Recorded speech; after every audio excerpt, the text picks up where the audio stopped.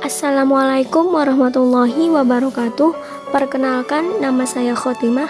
Saya mahasiswi IAIN Syuh Nurjati Cirebon, jurusan Tadris Biologi, kelas Biologi C, semester 4. Di sini saya akan mencoba memaparkan mengenai pengelolaan lingkungan.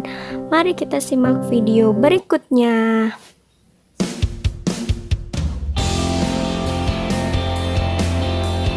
Pengelolaan lingkungan hidup adalah upaya terpadu untuk melestarikan fungsi lingkungan hidup yang meliputi kebijaksanaan penataan, pemanfaatan, pengembangan, pemeliharaan, pemulihan, pengawasan, dan pengendalian pengelolaan lingkungan. Pengertian pengelolaan lingkungan hidup, tujuan, dan sasaran pengelolaan lingkungan dijabarkan di dalam Undang-Undang Nomor 23 Tahun 1997 tentang pengelolaan lingkungan hidup. Tujuan pengelolaan lingkungan hidup yaitu untuk mewujudkan pembangunan berkelanjutan yang berwawasan lingkungan hidup dalam rangka pembangunan manusia Indonesia seutuhnya dan pembangunan masyarakat Indonesia seluruhnya yang beriman dan bertakwa kepada Tuhan Yang Maha Esa. Sasaran pengelolaan lingkungan hidup adalah tercapainya keselarasan, keserasian, dan keseimbangan antara manusia dengan lingkungan. Terwujudnya manusia Indonesia sebagai insan lingkungan hidup yang memiliki sikap dan tindak melindungi dan membina lingkungan hidup. Terjaminnya kepentingan generasi masa kini dan generasi masa depan. Tercapainya kelestarian fungsi lingkungan hidup. Terkendalinya pemanfaatan sumber daya secara bijaksana. Terlindunginya negara kesatuan Republik Indonesia terhadap dampak yang menyebabkan pencemaran atau kerusakan lingkungan hidup.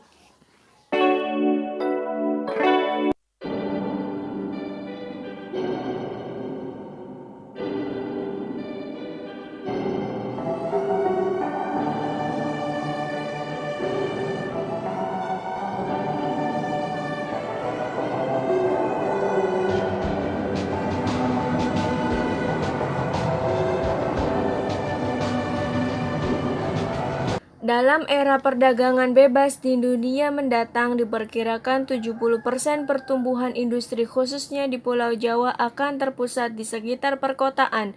Hal ini akan mengakibatkan tingkat pencemaran lingkungan semakin tinggi. Upaya-upaya pemerintah dalam rangka menangani masalah lingkungan hidup dengan membuat peraturan-peraturan di dalam Undang-Undang Nomor 4 Tahun 1982. Akan tetapi, kenyataannya di lapangan, sampai saat ini masih muncul pencemaran-pencemaran yang dilakukan oleh beberapa industri yang belum sadar lingkungan dan tidak dapat dipantau secara terus-menerus oleh pihak yang berwenang. Sehingga hal ini menimbulkan banyak persoalan yang tidak diinginkan seperti jatuhnya korban penduduk maupun makhluk hidup lainnya. Kasus-kasus tersebut terjadi karena masih adanya kendala dalam penanganannya seperti terbatasnya kemampuan kelembagaan dalam pengelolaan lingkungan yang dicirikan oleh kekurangan terpaduan koordinasi. Untuk mengatasi hal ini, dilakukan aktivitas pemantauan. Aktivitas pemantauan adalah salah satu tugas pengawasan lingkungan dalam mendeteksi dan mengevaluasi apabila terjadi pembaruan kualitas suatu lingkungan.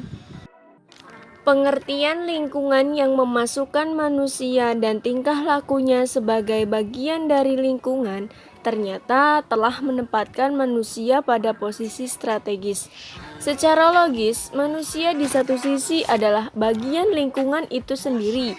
Di sisi lain, manusia adalah pengelola lingkungan. Selanjutnya, cakupan upaya pengelolaan lingkungan kembali memberikan posisi penting kepada manusia atau masyarakat untuk terlibat, hingga melahirkan istilah hak dan kewajiban, peran serta atau partisipasi masyarakat.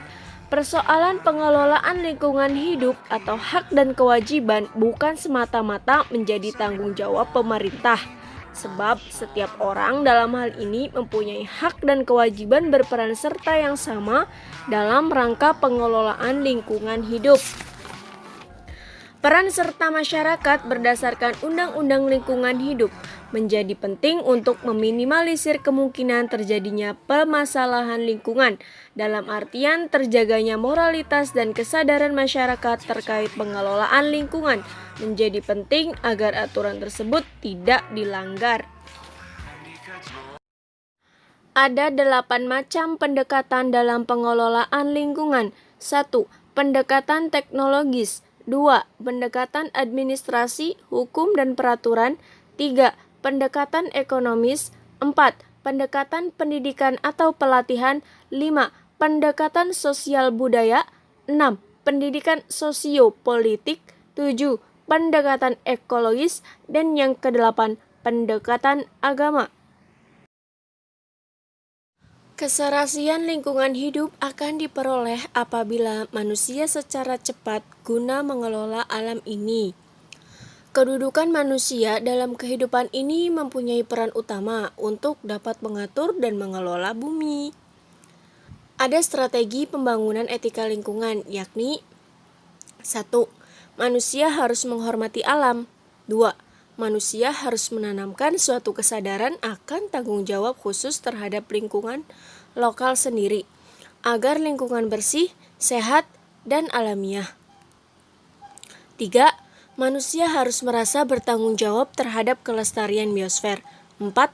Solidaritas dengan generasi-generasi yang akan datang harus menjadi acuan dalam pengelolaan lingkungan. 5. Etika lingkungan hidup baru memuat larangan keras untuk merusak lingkungan. Dan yang terakhir, yang ke-6, perlu dikembangkan prinsip proporsionalitas.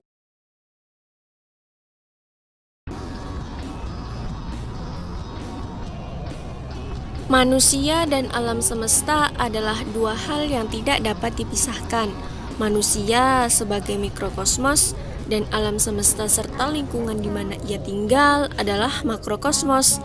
Lingkungan adalah suatu media di mana makhluk hidup tinggal, mencari, dan memiliki karakter serta fungsi yang khas yang mana terkait secara timbal balik dengan keberadaan makhluk hidup yang menempatinya, terutama manusia yang memiliki peranan yang lebih kompleks dan real.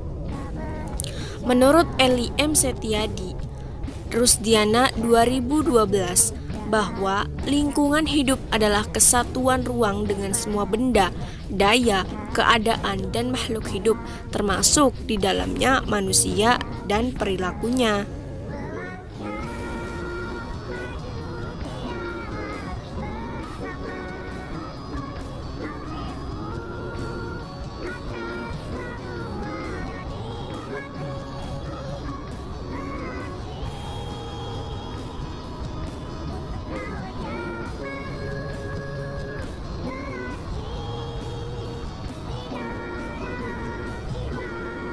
Untuk itu, mulai dari sekarang, mari kita mencoba untuk menjaga lingkungan kita, menjaga bumi kita, agar tetap berjalan dengan baik.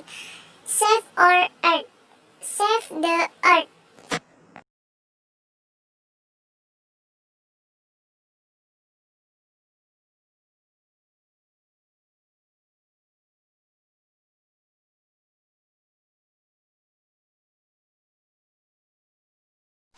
Terima kasih telah menonton video ini.